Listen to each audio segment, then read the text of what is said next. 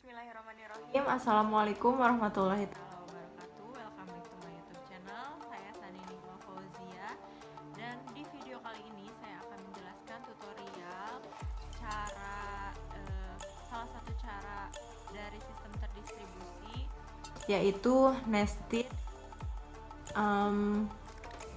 nested transaction in distribution system pada sebuah perusahaan. And then keep for watching. Yang pertama saya akan menjelaskan tentang sistem terdistribusi. Sistem terdistribusi itu sendiri adalah suatu sistem hardware dan software yang terdiri atas kumpulan dari semua komputer yang saling terhubung dan terlihat bagi pengguna sistem sebagai sistem komputer tunggal. Sistem terdistribusi sendiri dilakukan oleh suatu pihak karena membutuhkan sharing sumber daya, pemerataan sumber daya, replika data untuk suatu value tolerance. Slide kedua kali ini di sini menjelaskan tentang sebuah karakteristik dari sistem terdistribusi yang terdiri dari 5 jenis.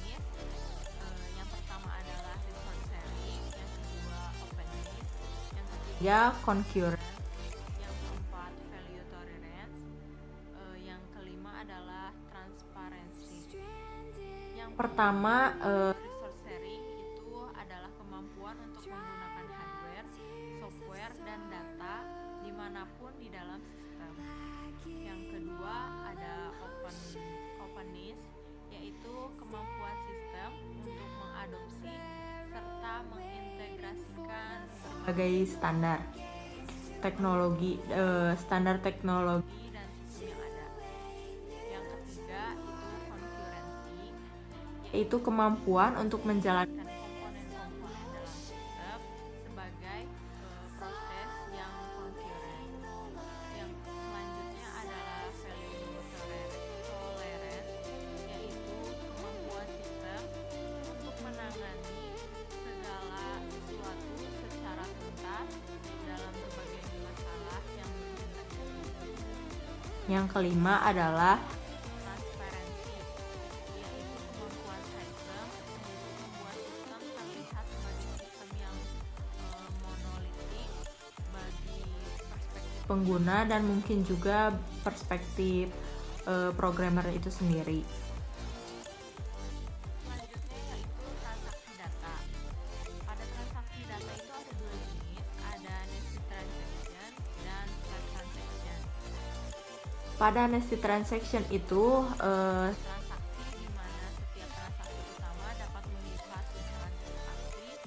Data setiap subtransaksi dapat membuka subtransaksi yang lain hingga beberapa tingkatan. Kelebihan dari nested transaction itu adalah mampu melakukan eksekusi transaksi secara paralel, tidak secara sekuensial, sehingga lalu lintas jaringan bisa lebih teratur dan tertata.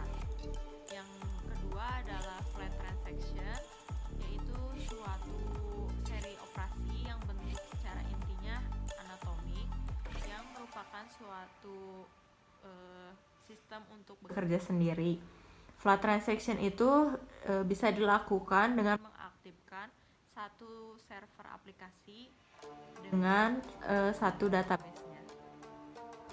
Di slide selanjutnya ini adalah gambaran dari perancangan salah satu sistem terdistribusi dari suatu perusahaan.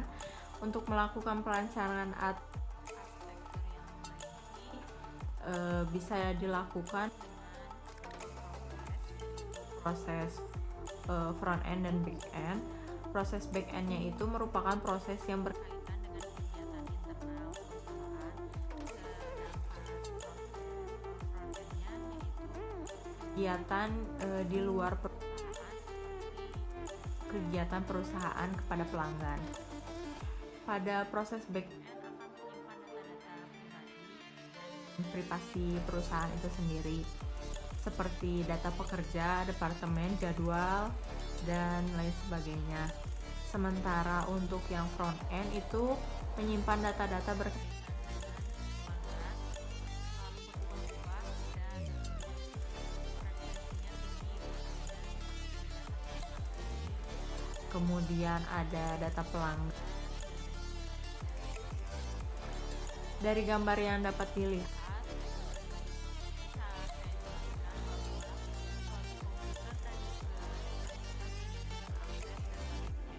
perusahaan akan masuk kepada server yang berada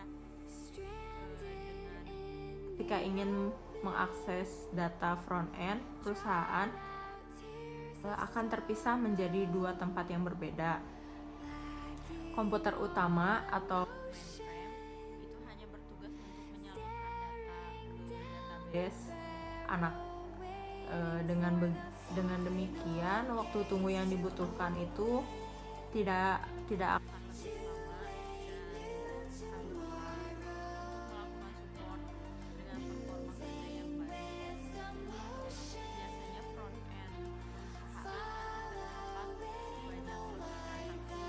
perusahaan terdapat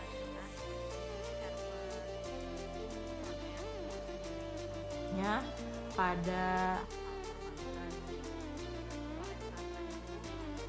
bukan lagi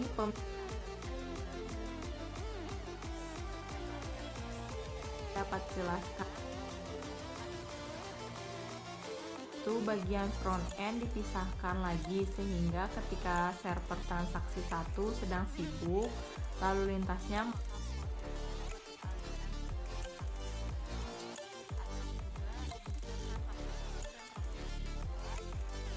bisa berdasarkan fungsional.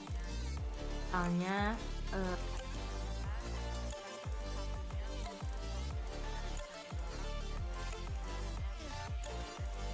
uang.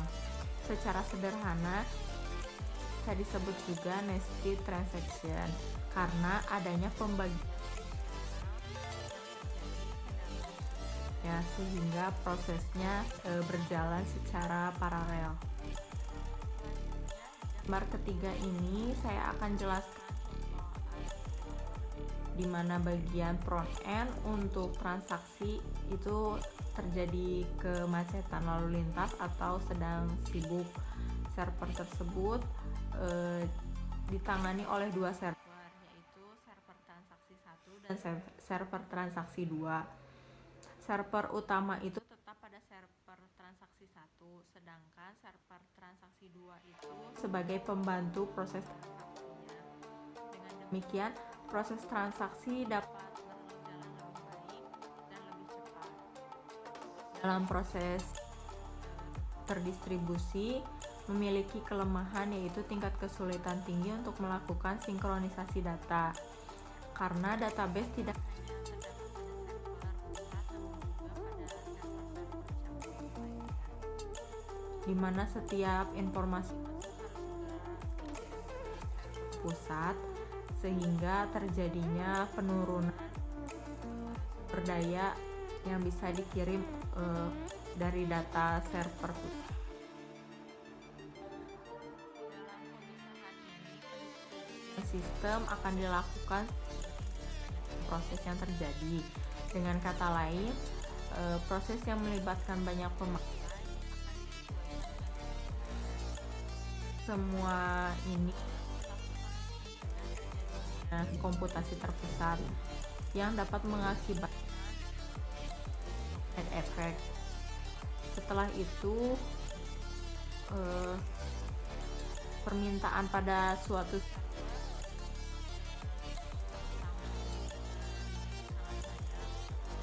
memiliki satu server tidak mencukupi sehingga mengakibatkan terjadinya antrian-antrian.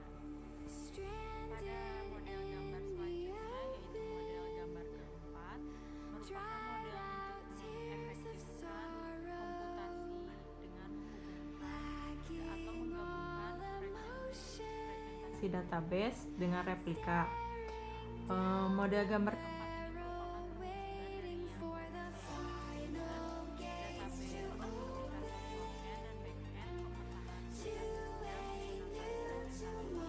agar tidak ada interferensi atau database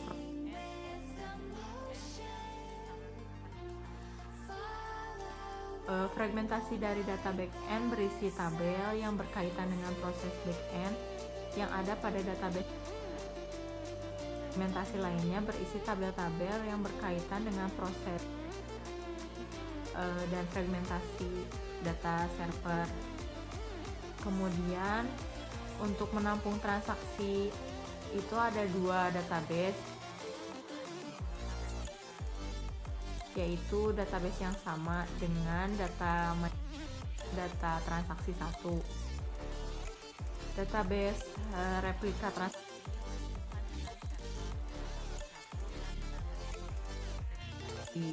agar saat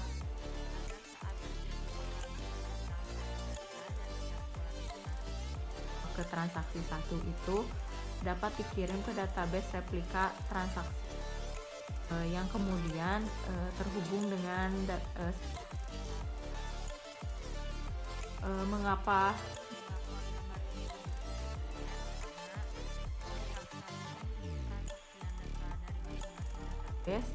dilakukan dengan cara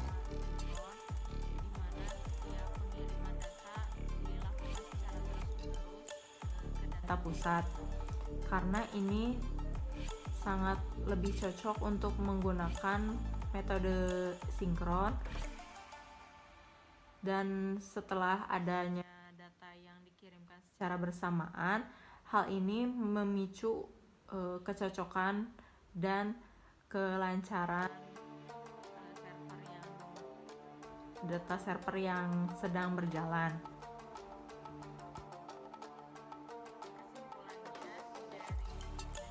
Action ini yaitu membangun arsitektur sistem terdistribusi dalam suatu perusahaan sangatlah berpengaruh oleh bisnis perusahaan itu sendiri. Yang kedua, masalah terkini yang dihadapi dalam pembangunan sistem terdistribusi adalah kecepatan jaringan.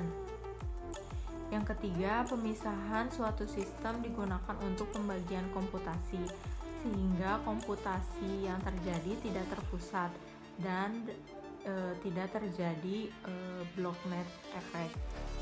Yang keempat, banyaknya sistem yang didistribusikan sangat tergantung dengan arus data yang mengakibatkan terjadinya komputasi tinggi dan juga kebutuhan sesuai dengan kebutuhan perusahaan itu sendiri. Yang kelima, yang terakhir, pada kasus tertentu penggunaan nested sehingga dibutuhkan penggunaan flat transaction, sehingga nested transaction itu saling berhubungan.